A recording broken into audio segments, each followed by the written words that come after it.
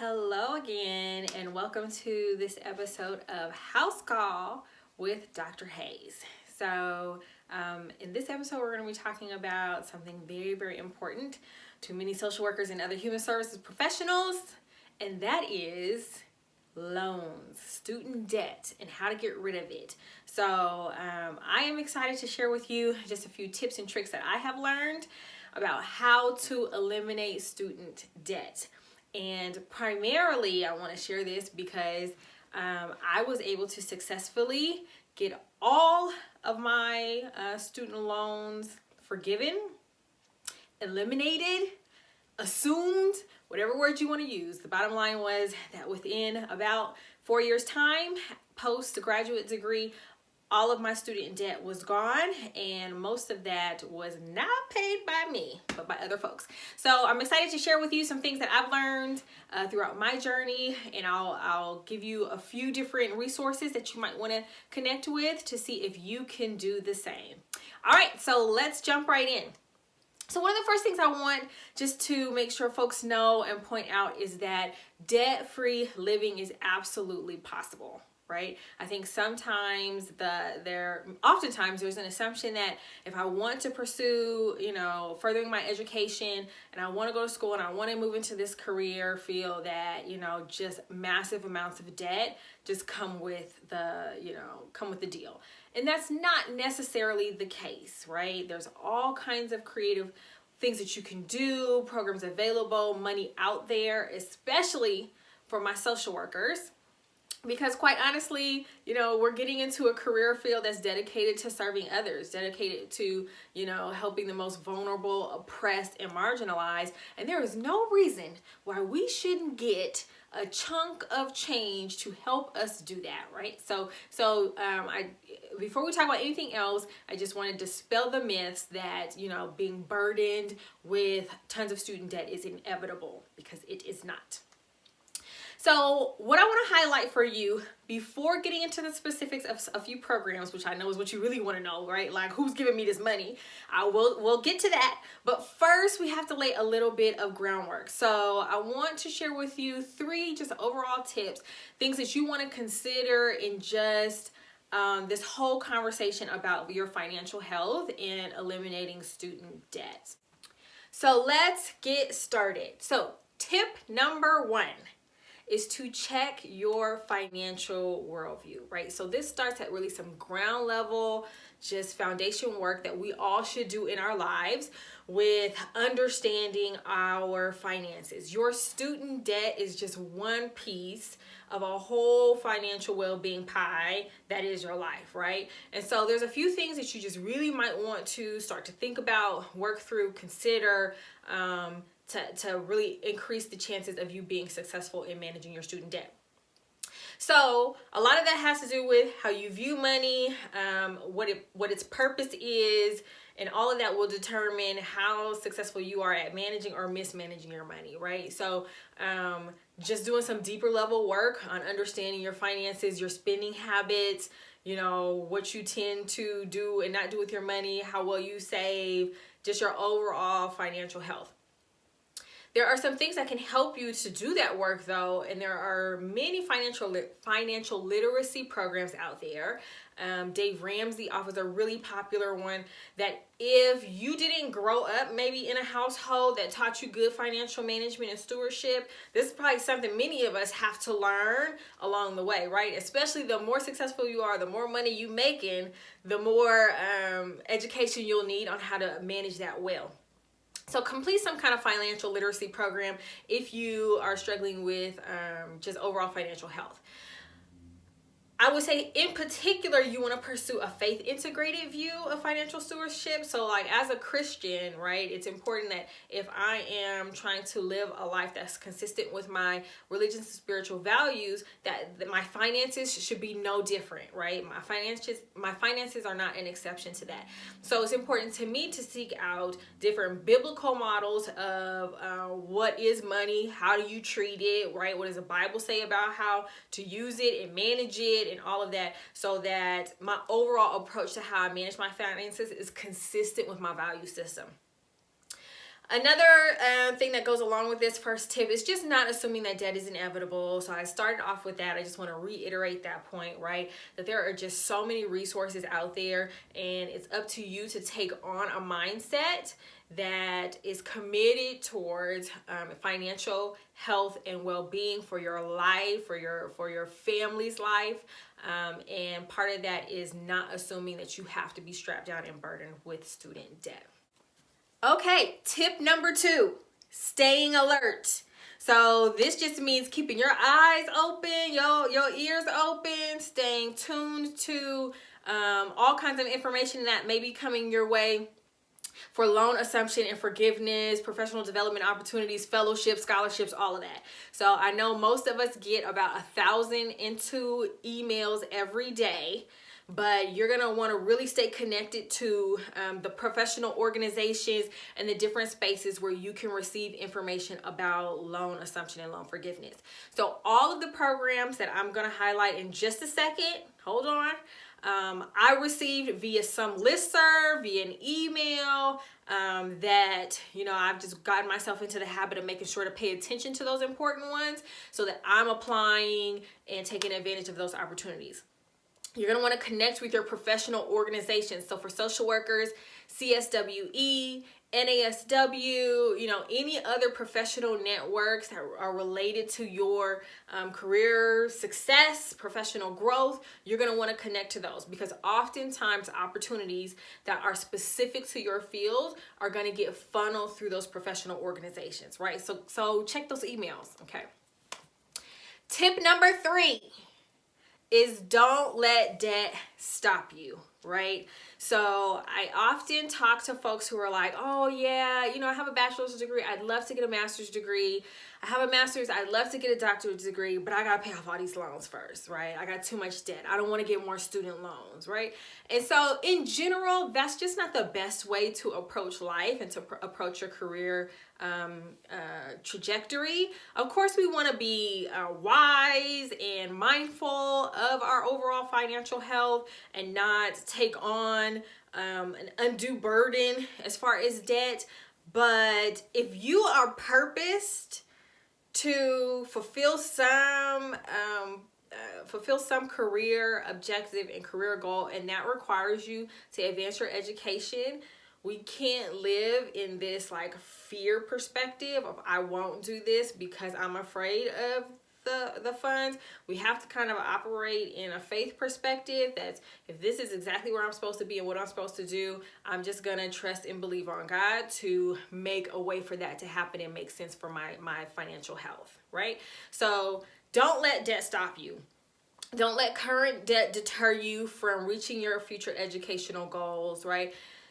One important thing to consider is that some opportunities will open up to you as you further your education, right? So you may have $50,000 in undergrad debt, right? That, that's a good chunk of change right there. But there are some programs that at a master's level, you will qualify for certain loan forgiveness, loan assumption, fellowships, and scholarships at a master's level that may make your master's degree practically free, right? That may help you to pay off some of your undergrad debt. That certainly was the case for me, that I, graduated with some master's debt. But then going into a doctoral program, I qualified all of a sudden for doctoral fellowships that made my doctoral degree free, right? Made it profitable for me. So there are some opportunities that will open up to you as you further your education. And you also just want to be mindful of other options for consolidation, deferment, how it is that the debt that you acquire at one level can kind of be combined with the debt at another level, and you may increase your opportunities of resolving all of that debt by furthering your education. So the bottom line of this tip is just not to limit yourself. We can't live in a fearful position or be really hindered by hinder our future career goals because of fear of debt. Okay, so now what you really want to know, right? What are these programs, lady? Where are you getting this money from, right? So I will tell you, I graduated with my MSW from what was probably one of the most expensive programs at the time. It cost about $70,000, which was a huge investment. During my time in the program, I was able to obtain a stipend. So 18,500 of that 70,000 was covered. Pull out your calculator because I don't like to do math, so you figure out how this all add up. 70,000, I got 18,500. I completely tapped out my savings and just worked my fingers to the bone to try to minimize how many loans that I had to take out. But I did end up with about $25,000 to $30,000 in loans, right? So a portion of that loan was a Perkins loan, which I'll describe in a minute, how I was able to get that entire loan forgiven. The other portion was a subsidized Stanford loan, which I was also able to get all of that forgiven. So by the time I was about 4 years post MSW, all of my student debt had been forgiven or assumed, right? So let me highlight for you a few programs that you might want to connect with. But here's a big caveat. Funding changes practically daily, right? Programs that are available one year may not be available the next year. In fact, the specific program that I used to get my Stafford loan, that big chunk, about $20,000 assumed, no longer exists in the way it was when I got my loan assumed. It has since kind of morphed into a different kind of loan assumption program, which I'll highlight for you.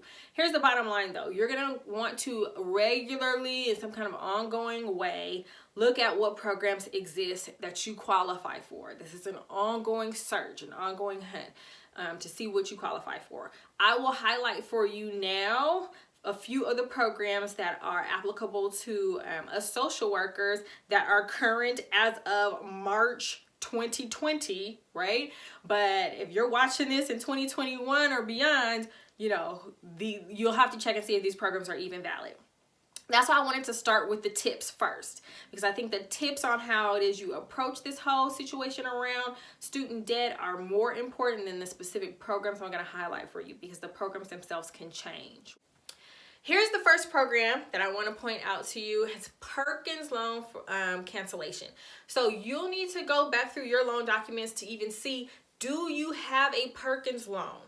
There are many universities, institutions that no longer offer Perkins loans. But if you have a Perkins loan from a master's program, from an undergrad program, you could qualify for cancellation. This is a program that I took advantage of that seems to be still in effect. So if you have a Perkins loan, you could get it canceled under a few different conditions. One of the conditions that tends to apply most to social workers is if you work in an agency that is a children and family services agency, right? It doesn't specify the exact type of job that you have to have, but do you in some capacity service children and families, right? If that is the case, you can likely qualify for loan cancellation. What you'll need to do to start that process is to contact the university that gave you that loan, right? So, if you went to Timbuktu University and they issued you that Perkins loan, you're going to want to call up their financial aid department. Say, hey, I'm looking for documentation on loan cancellation. They'll send you a form that you have to complete. You'll turn that in, but that's only for a Perkins loan. So you'll need to check and see if you have one of those. But that could be a benefit to you in at least getting that loan canceled. Basically what they'll do is they will cancel a certain percentage of your loan every year. That by the time you get to your 5th year, that whole loan should be canceled. So that's how that program works. Perkins loan cancellation. Here's another one. It is the OSHPD, which I don't even remember what all of those letters stand for. It's a government entity, loan forgiveness program. And so this one here is for licensed mental health professionals. Now you will see though in the listing of who may apply, it's actually an associate or licensed clinical social worker count. So this, for all my newly graduated or new folks in social work, is another reason why you're going to want to get at least your associate status with the BBS, right? So if you're in California, you graduate with that master's degree, you need to become at least an associate. Take that law and ethics exam, because now that qualifies you for different programs like this. So for this program, you can receive up to $15,000 for a 24-month commitment. That means you're out there in your job already, right? Serving in whatever capacity you would be as an associate clinical social worker, a licensed clinical social worker. And that when you go through the steps of applying for this program and you work in that capacity for 24 months, you can get $15,000 forgiven off of your loans, right? So worth investigating. Okay, so another program is the National Health Service Corps Loan Repayment Program. This one is somewhat similar to the one I just outlined previously, but for this one you can receive up to $50,000 for 2 years of service, right? You can see the qualifications here. But one important thing to note about this type of loan assumption program is that it's specific to folks who work in certain settings, right? So the government has designated what's called health professional shortage areas. The idea is that there are certain geographic areas, certain population groups, and certain just agencies or facilities that lack qualified health professionals. Clinical social workers working in mental health settings and behavioral health are considered those qualified professionals. And so there are certain areas that need more of us. And so they're incentivizing social workers to work in these specific settings because they're needed, okay? Now what that means is that there are certain agencies that qualify you. If you work for one of these agencies, will qualify you to be able to apply for this type of loan program because it's in a health professional shortage area. Things like correctional institutions, state mental hospitals automatically qualified. You can also go onto the website, put in your zip code, and it can pull up a list of all the agencies within a certain radius that are considered health professional shortage areas. So this is going to be important for my folks newly entering the field, or for folks who maybe are thinking about changing career paths or changing employers, that if you can identify an employer that qualifies on this list, qualifies as a health professional shortage area, you could then position yourself to be able to apply for this type of loan assumption program, right? Because it's specifically tied to the type of agency you work at. So just be mindful, right? This should be one of your considerations as you job hunt on, can I be strategic about placing myself in a job where I'm still working full-time, still accumulating hours towards licensure, I'm still getting paid, but I can also qualify myself for this additional benefit of loan assumption, right? So just be sure to check the website and find out what agencies will qualify you for that. Okay, similarly, there is the Federal Public Service Loan Forgiveness Program. And so with this program, it is another that's tied to the type of agency you work at, right? So one of those health professional shortage areas. So it is contingent on you working in a designated place. This one, I'll be honest, I'm the least confident about. Still an option, but this is the program that basically says if you work in a certain approved field for 10 years, make your loan payments on time for those 10 years, that when you reach the end of the 10 years, then the rest of your loans are forgiven. So now the challenge with this sort of program is that it hasn't been around for 10 years. So technically no one has received the benefits of it. So there's just a lot of uncertainty around how it all works and all of that, because no one has benefited from it just yet. Now that doesn't mean you give up on it. You still want to read through the details. There's webinars, there's things that you can sign up for to learn more about. You definitely want to make sure that you are meeting all the stipulations. Everything that I was looking at on the website, it's a tad bit complicated, right? You want to make sure you're paying loans a certain kind of way, make sure you're paying them on time, making sure you're working for the right agency. But all of those things, should all those things pan out, you may be eligible to have the rest of your loans forgiven after working for 10 years. That, of course, is contingent on the continued existence of the program. So just prayerfully, government hands don't change and folks don't decide to, eliminate the program, because even if you're in year 6 of your commitment, if the funding is eliminated, then you'd kind of be out of luck. Okay, so here are a few other more industry-specific options. The CSWE Minority Fellowship Program. I was a beneficiary of this program in my doctoral studies. It was absolutely fantastic. Not only does it give financial support for folks who are currently students, either at the master's or the doctoral level, but also lots of mentorship and just professional development that was really important to me. So there are 2 versions. The master's version, I believe, gives somewhere around $7,000 of a fellowship to help support you in your master's program. The doctoral MFP, however, from at least what was in existence, of course, funding can change from year to year, but up to $20,000 a year to help support doctoral students in social work. So this is what I meant by not letting the fear of debt hinder you from pursuing your education, because,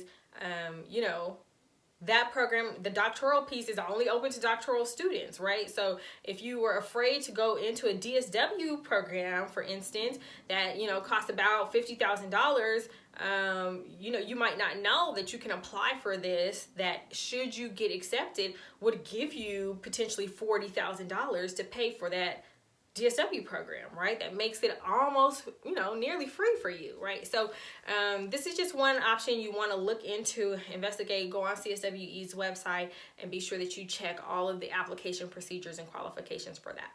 Another, again, more at the doctoral level, is the faculty loan repayment program. So this is for folks who are going into higher education, intend on being full-time faculty members, want to dedicate their career towards higher education.